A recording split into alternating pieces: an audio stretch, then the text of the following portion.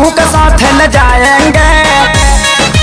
ठीक है, छठी मैया के पारा बया जाए इनहू के साथ ले जाएंगे। हमारा से चल के आएंगे, छपड़ा छठ मनाएंगे। ठीक है,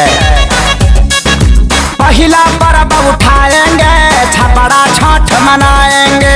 ठीक है, घाटे बेदी बांध दे हम, चननी भी तान दे हम। ठीक है, घाटे बेदी बांध दे हम, चननी भी तान दे हम। हरा हरा ऊख जाके खेतावा से आन दे हम। ठीक है, थाली में पिसान ले हम, हम ही आसान दे हम। हाथ जर जाई इनका ठेकुआ बिछान दे हम। ठीक है, नया नया शादी किए हैं इनको न ढेरी खटाएंगे।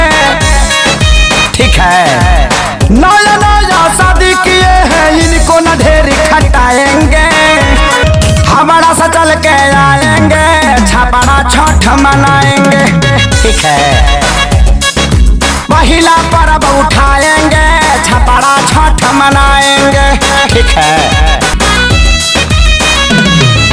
फल गिन गिन ले हम, कपड़ा रंगीन ले हम। ठीक है, फल गिन गिन ले हम, कपड़ा रंगीन ले हम। जड़ा लगी इन्हीं के सूटर साल कीन दे हम। ठीक है, सब कुछ लिख ले हम, मांगना में भीख ले हम। पियरी ना पहने आई मौसा से सीख ले हम। ठीक है, बड़ा बाजार का पियरी साड़ी इनको हम पहनाएंगे। ठीक है, बड़ा बाजार का पियरी साड़ी इनको हम पहनाएंगे। हमारा से चल के आएंगे, छपड़ा छठ मनाएंगे। ठीक है, हमारा से चल के आएंगे, छपड़ा छठ मनाएंगे।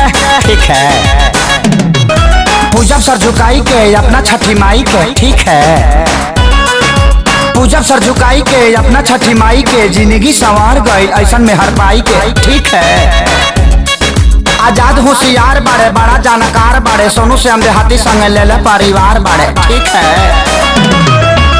प्यारी लाल के सारी आशीष से हम हुआ रख दिलवाएंगे।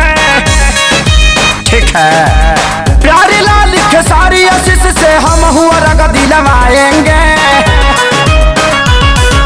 हमारा से चल के आएंगे, छपड़ा में छठ छठ। ठीक है, लफड़ा हुआ तो झुक जाएंगे, पूरा पब्लिक को समझाएंगे। ठीक है, लेकिन छठ तो गंगे मनाएंगे। ठीक है।